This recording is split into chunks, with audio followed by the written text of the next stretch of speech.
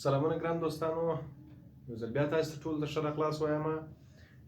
نن د فارماکولوژي د لغاتو په لړۍ کې بکټریوسایډل وایو چې بکټریوسایډل څه ته ویل کېږي. په انټي بایوټیکس کې ما ستاسو سره وعده کړې وه چې بکټریوسایډل باندې بحث کوو. بکټریوسټاټیک مو ویل، نن راځو بکټریوسایډل ته چې بکټریوسایډل څه ته ویل کېږي. بکټریوسایډل دا هم لکه په نوم کې چې لیکل دي چې بکټریا د بکټریا په نامه او سایډل د کیل یا هم وژلو په نامه سره دی.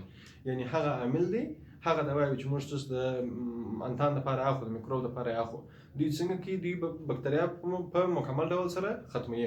یعنی بکټریوسایډل هغه دواوې دي یا هم هغه عوامل دي کوم چې د بکټریا وده نه کنټرولوي، په ودې کار نه لري، په ګروت کار نه لري، بلکې مستقیما دا چې کیل یا هم وژنې مکمله د بین وړي. ودې ته موږ څه شو وایو؟ ودې ته موږ بکټریوسایډل وایو.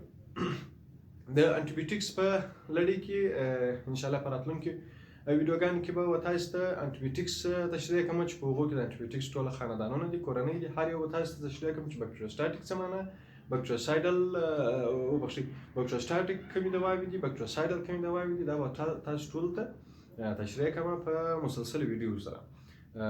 زما یوټیوب چینل در سره لایک سبسکرایب کړئ. که کومه سپارښتنه غوښتنه او یا هم یو پوښتنه ولرئ او یا زما په ویډیو کې کومه نیمګړتیا وي، تاسو راته ویلی شئ، په کمنټ کې راته پرېښولی شئ. زما وټساپ شمېره شته، په وټساپ کې به ماته پرېښولی شئ. هر مشکل چې هر څه چې په سړه سینه باندې انشاءالله زه جواب درته وایم او ستاسې هره غوښتنه منم.